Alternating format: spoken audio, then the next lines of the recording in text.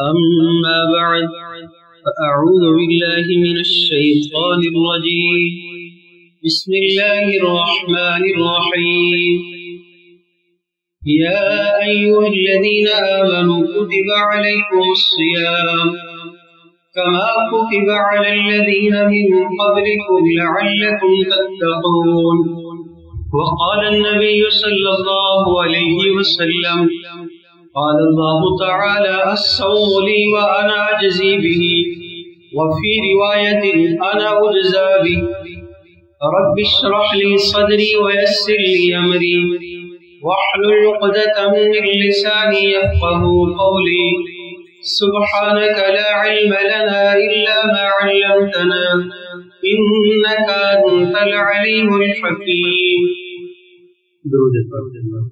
اللهم صل على محمد وعلى آل محمد كما صليت على إبراهيم وعلى آل إبراهيم إنك حميد مجيد. اللهم بارك على محمد وعلى آل محمد كما باركت على إبراهيم وعلى آل إبراهيم إنك حميد مجيد.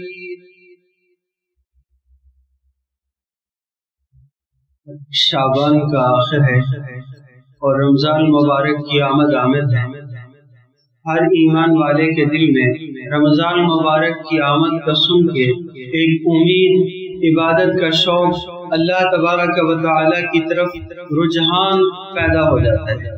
اللہ تعالی نے کچھ وقت ایسے بنائے ہیں جن اوقات کی محبت اللہ تعالیٰ خود ہی اپنے بندوں کے جی میں ڈال دیتے ہیں. جیسے ہم سمجھتے ہیں جمعہ المبارک کا دن بہت اہمیت کا حامل دن ہے، ہم اپنے دل میں خود سے ہی اس کی محبت کو پاتے ہیں.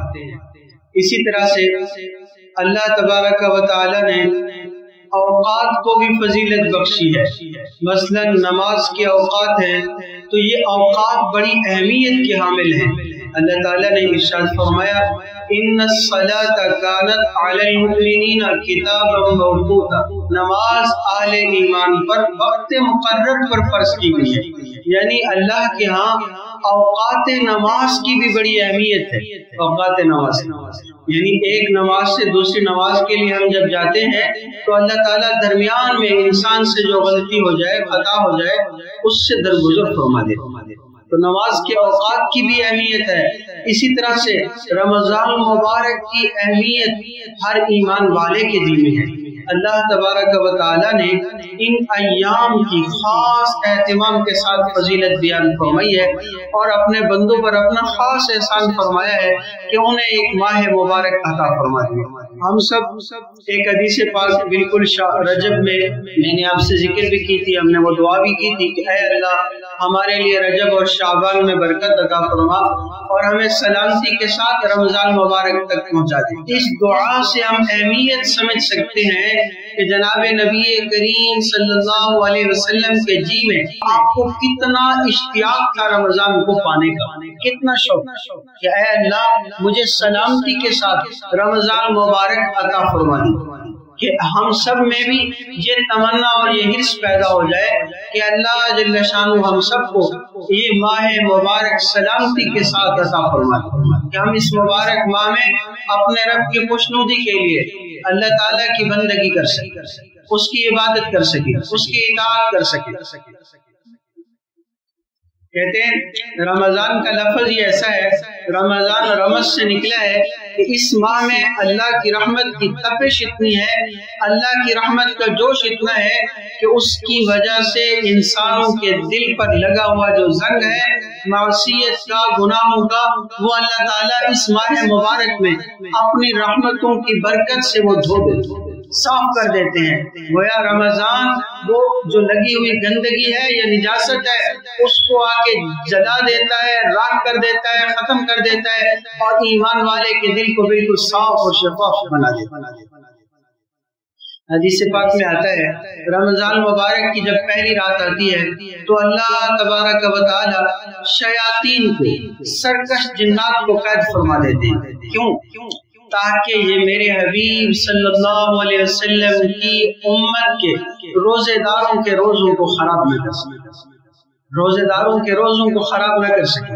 اتنا اللہ کے ہاں اہتمام ہو رہا ہے۔ فرمایا حدیث پاک میں آتا ہے جو ہی رمضان شروع ہوگا اللہ تعالیٰ جہنم کے سارے دروازے بند کر دیں گے اور جنت کے دروازے کھول دیں گے، اور روز ایک منادی پکار پکار کے کہے گا یا باغی الخیر اقبل، یا باغی الخیر اقبل، اے خیر کے تلاش کرنے والے آگے بڑھ، اے بھلائی کے چاہنے والے آگے بڑھ، کہ آج اللہ کی بھلائی، اللہ کی طرف سے خیر، رحمت اور برکت تمہیں تلاش کر رہی ہے۔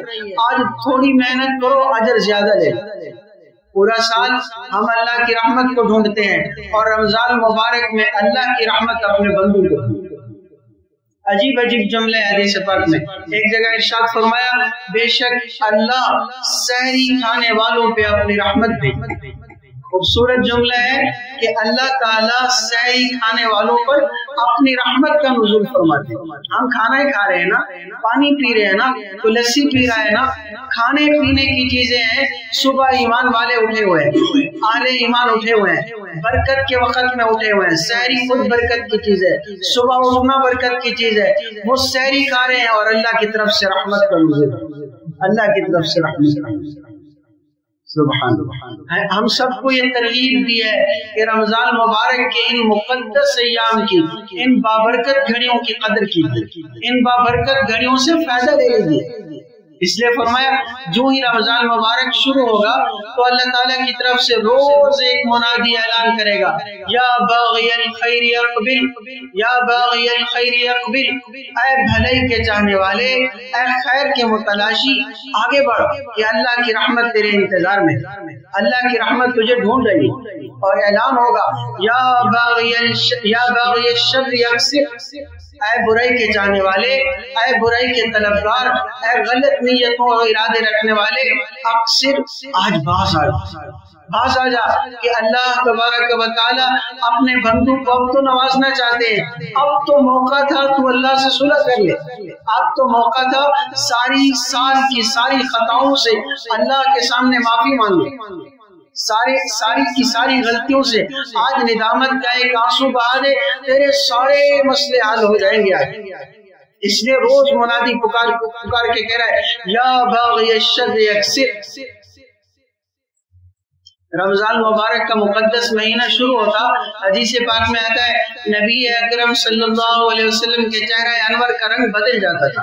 آپ صلی اللہ علیہ وسلم عبادت میں اضافہ فرما دیتے تھے، بلکہ حدیث پاک میں آتا ہے رمضان مبارک میں آپ صلی اللہ علیہ وسلم کے معمولات میں 3 چیزوں میں اضافہ ہو جایا کرتا ہے۔ یہ میرے اور آپ کے لیے سبق بھی ہے، کرنے کے کام بھی ہے۔ 3 چیزوں میں اضافہ ہو جاتا ہے۔ ایک، آپ صلی اللہ علیہ وسلم دعا میں عاجزی فرمایا کرتے ہیں، دعا میں اضافہ فرما دیتے۔ ویسے بھی آپ صلی اللہ علیہ وسلم دعاؤں کا اہتمام فرمانے والے، بلکہ میں اگر کہوں آپ اگر چاہتے ہیں کہ مجھے اللہ کا قرب ملے تو آپ مسنون دعاؤں کا اہتمام کیجیے، لمحے لمحے پہ مسنون دعا سکھائیے۔ لمحے مسجد میں ہے دعا، مسجد سے نکلیں دعا، گھر داخل ہوں دعا، گھر سے باہر نکلیں دعا، کسی بیمار کو دیکھیں تو دعا، کو نعمت ملے تو دعا۔ ہمیں ہر موقع پر دعائیں سکھائی گئی، اور دعا کیا ہے؟ بغیر محنت کے اپنے رب کی خوشبو بجھانا۔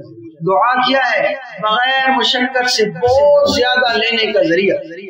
دعا پہ کون سی محنت لگتی ہے بھائی؟ دعا پہ کون سی مشقت ہوتی ہے؟ دعا تو دل کی چاہت کا نام ہے۔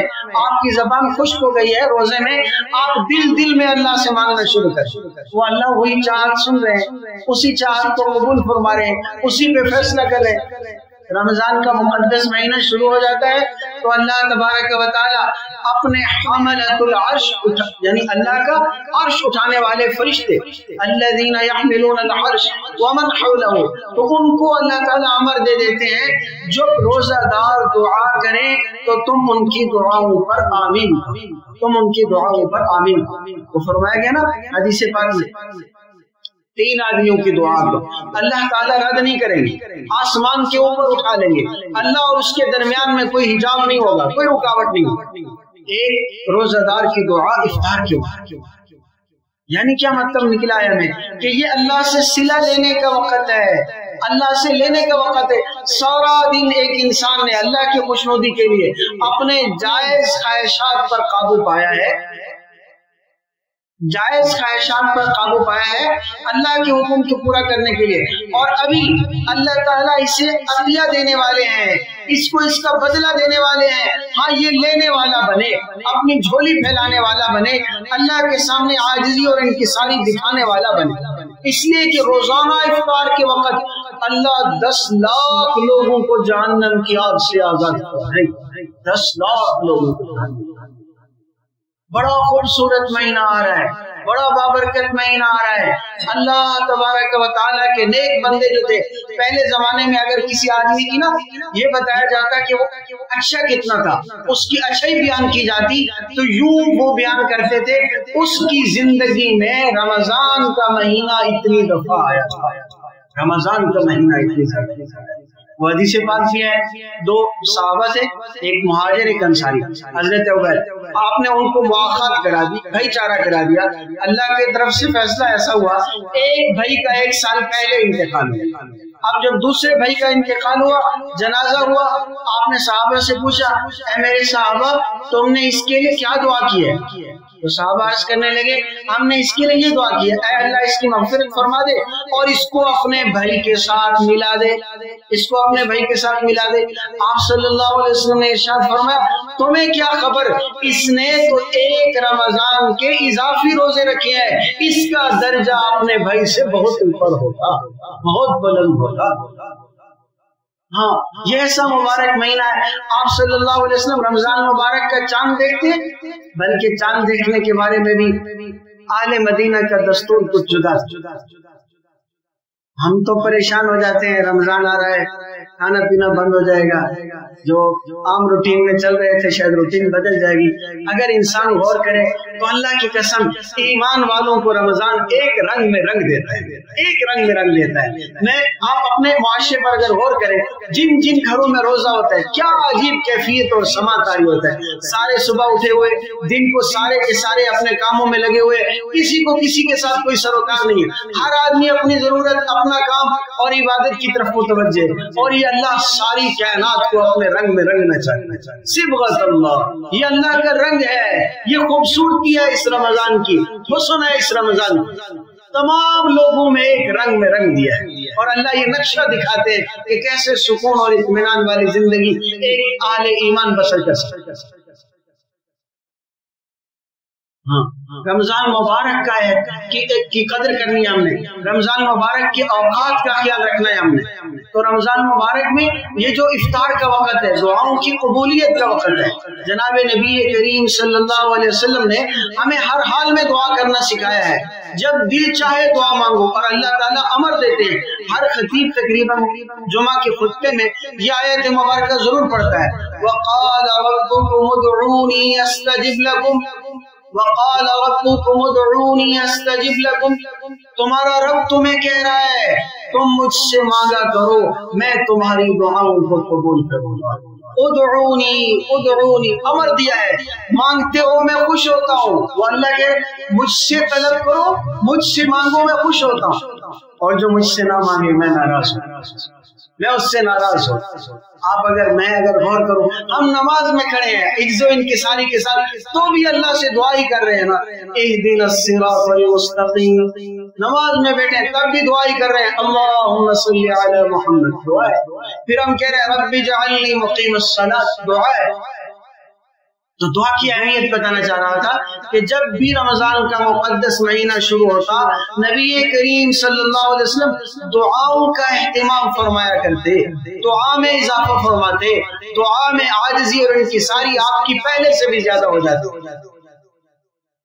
دوسری بات فرمایا جب رمضان کا مبارک مہینہ شروع ہو جاتا نبی کریم صلی اللہ علیہ وسلم کی عبادت میں اضافہ ہو جایا کرتا. عبادت میں اضافہ ہو جایا کرتا ہے۔ اچھا ہمارے ذہنوں میں سوال آتا ہے کہ ہم کون سی عبادت کریں؟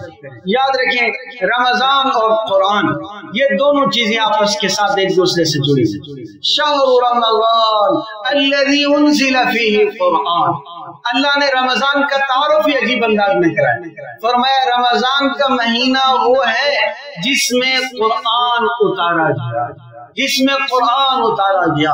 گویا رمضان اور قرآن ان کا آپس میں گہرا ربط ہے، ان کا آپس میں گہرا جوڑ ہے۔ ایک حدیث پاک میں فرمایا الصیام والقرآن یشفعان للعبد یوم القیامہ، دو چیزیں ایسی ہیں جو اللہ کی بارگاہ میں اب بندے کے لیے سفارشی بنیں گی، شفاعت کرنے والی بنیں گی۔ اللہ کے سامنے اس بندے کے حق میں کہیں گی اے اللہ، روزہ کہے گا اے اللہ آپ ہی کی خاطر یہ بندہ سارا دن بھوکا رہا ہے، پیاسا رہا ہے، گرمی کی بھی شدت لگی اسے، پھر بھی اے اللہ آپ کی خوشنودی کی خاطر اس نے پانی نہیں دیا۔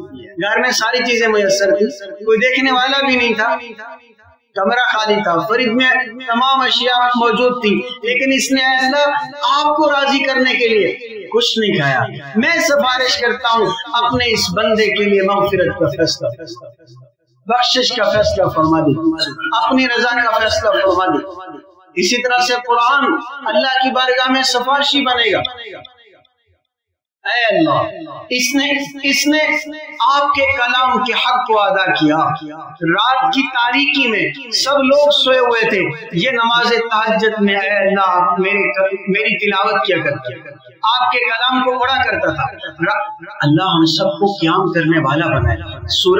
آپ کبھی سورۃ الفرقان کا آخری رکوع پڑھیں، اللہ تعالیٰ نے اپنے بندوں کی کچھ صفات بیان کی، اس میں اللہ تعالیٰ فرماتے ہیں والذین یبیتون لربہم سجدا وقیاما، عباد الرحمن وہ ہے، بڑا خوبصورت جملہ، عباد الرحمن وہ ہے جو راتیں اپنے رب کے سامنے سجدے میں گزار دیتے ہیں، قیام میں گزار دیتے ہیں۔ ہم اپنی زندگی میں اگر جائزہ لیں تو ہم نے کتنی دنیا کمانے کے لیے راتیں ضرور لگائی، کبھی مشقت کے لیے سفر کرنا پڑ گیا، ہم یہاں سے پوری رات سفر میں جاگتے گئے، مشقت برداشت کیے۔ ہم دیکھتے ہیں کئی دفعہ وہ درزیوں پہ کام زیادہ ہو گیا، بلکہ ابھی رمضان میں کام زیادہ ہو، پوری رات جاگتے رہے۔ کیوں؟ ان کو پتا تھا کہ چند ٹکے ملیں گے، پیسے ملیں گے، ضرورت میری تب پوری۔ اللہ اپنے نیک بندوں کے دل میں اسی طرح سے آخرت کی محبت ڈال دیتا ہے، ان کو پتا ہوتا ہے یہ جو رات میں گزار رہا ہوں، اس رات کے قیام نے میرے روز محشر کے قیام کو آسان بنا۔ ان کو پتا ہوتا کہ اللہ کے سامنے اس کھڑا ہونے کی قدر کتنی، اللہ کے سامنے اس سجدے کی قدر کتنی۔ تو وہ راتیں آ گئی ہیں جن راتوں میں اللہ کو پسند ہے بندے میرے سامنے کھڑے رہے، بندے میرے سامنے میرے کلام کی تلاوت کریں، سجدے میں رات گزارے، قیام میں رات گزارے، بندگی کرتے کرتے رات گزر۔ تو دوسری چیز میں نے عرض کی، نبی کریم صلی اللہ علیہ وسلم کی عبادت میں اضافہ ہو جائے گا۔ تیسری چیز فرمایا رمضان مبارک آتا تو نبی کریم صلی اللہ علیہ وسلم کی سخاوت میں اضافہ ہو جایا کرتا۔ آپ صلی اللہ علیہ وسلم سخی، حتیٰ کہ جناب نبی کریم صلی اللہ علیہ وسلم نے کبھی کسی سائل کو لا نہیں فرمایا، نہیں کہا ہے۔ اور صحابہ کرام اوصاف بیان کرتے ہوئے جناب نبی کریم صلی اللہ علیہ وسلم کے بارے میں کہا کرتے تھے، آپ صلی اللہ ما قال لا قط الا فی التشہد، ما قال لا قط الا فی التشہد، کہ نبی کریم صلی اللہ علیہ وسلم نے کبھی بھی لا نہیں کہا ہے، نہ نہیں کہا ہے سوائے تشہد کے، اشہد ان لا الہ، وہ لا کہا ہے، اس کے علاوہ کبھی لا نہیں کہا ہے۔ کہا لولا التشہد لکان لاؤہ نعم، اگر تشہد میں لا نہ ہوتا تو جناب نبی کریم صلی اللہ علیہ وسلم کی مبارک زبان پہ کبھی لا کا لفظ نہ آتا، ہمیشہ نعم، جی ہاں ہی ہوتا۔ ہمیں کیا سمجھ میں آیا؟ نبی کریم صلی اللہ علیہ وسلم سخی تھے، لیکن جب رمضان مبارک کا مبارک مہینہ آتا تو نبی کریم صلی اللہ علیہ وسلم کی سخاوت میں اضافہ ہو جایا کرتا۔ آپ حضرت عائشہ فرماتی ہیں تیز چلنے والی آندھی سے بھی زیادہ آپ نیک کاموں میں صدقہ دیا کرتے، تیز چلنے والی آندھی سے بھی زیادہ آپ صلی اللہ علیہ وسلم خیرات میں صدقات میں اضافہ کیا کرتے۔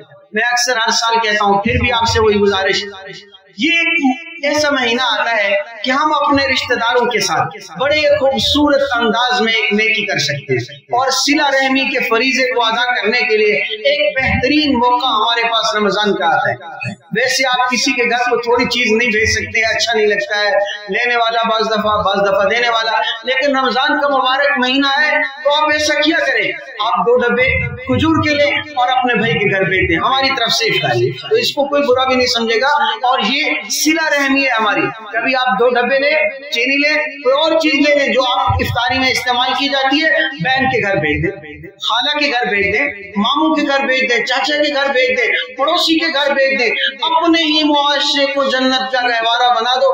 اور اللہ کی قسم نبی کریم صلی اللہ علیہ وسلم نے فضائل سنائے ہیں افطار کرانے والے، کئی فضیلتیں حاصل ہوگی، ہمیں صلہ رحمی کا ثواب بھی مل جائے گا، رشتہ داروں کے ساتھ حسن سلوک کا ثواب بھی مل جائے گا، اور افطار کرانے کے جو فضائل بتائے گئے وہ بھی مل جائے گا، اور ہمیں یہ مبارک سنت ادا کرنے کا موقع بھی مل جائے گا کہ جب رمضان کا مقدس مہینہ آتا تو نبی کریم صلی اللہ علیہ وسلم کی سخاوت میں اضافہ ہو جائے گا۔ ایک بات میری درمیان میں رہ گئی، میں عرض کر رہا تھا ایک رمضان میرے اور آپ کے پاس آتا ہے اور ایک رمضان اہل مدینہ کے پاس آیا تھا۔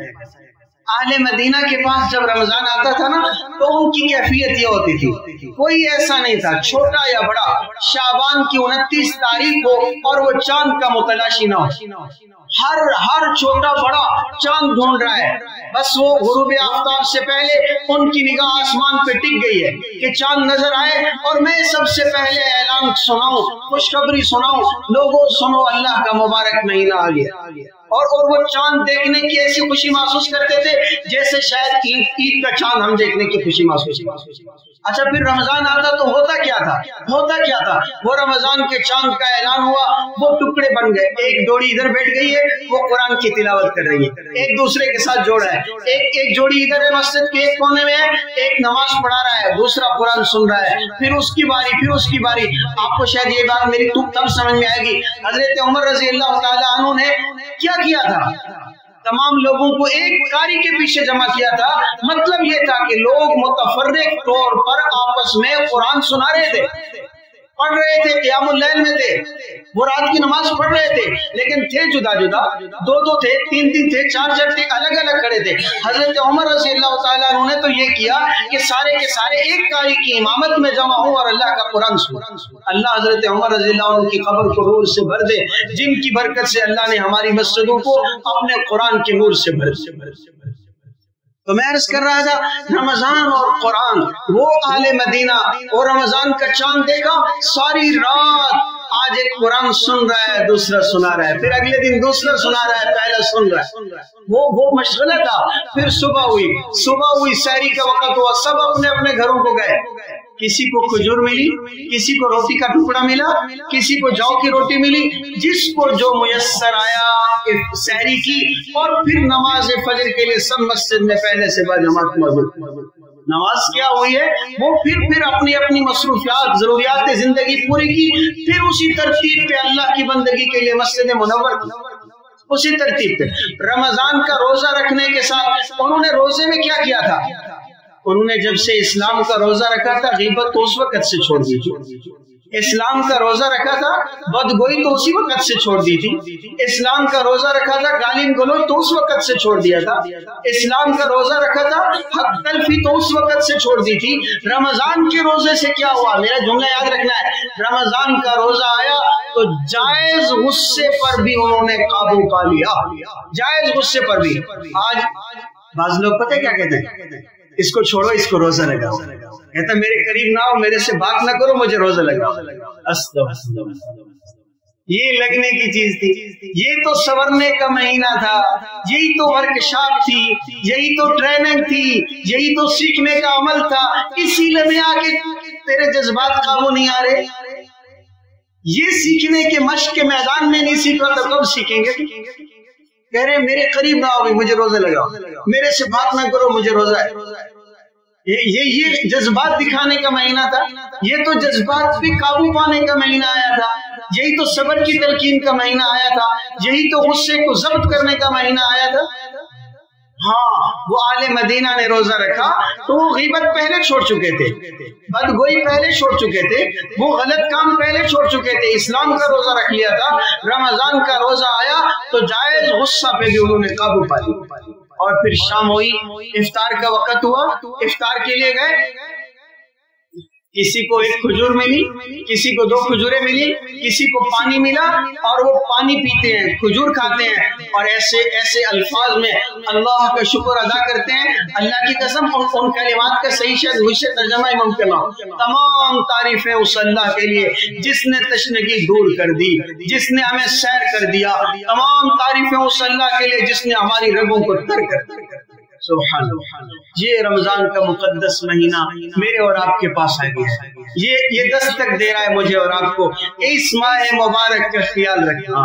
یہ ماہ مبارک بہت قیمتی ہے، تمہاری زندگی کو سنوارنے کے لیے آیا ہے، تمہاری زندگی میں چینجنگ کے لیے آیا ہے، تمہیں اللہ کے قریب کرنے کے لیے آیا ہے۔ یاد رکھنا، میرے اور آپ کا ایک ایک عمل، میرا اور آپ کا ایک ایک قدم یا تو مجھے اور آپ کو جنت کی طرف لے جا رہا ہے، یا اللہ معاف کرے دوسری طرف لے جا رہا ہے۔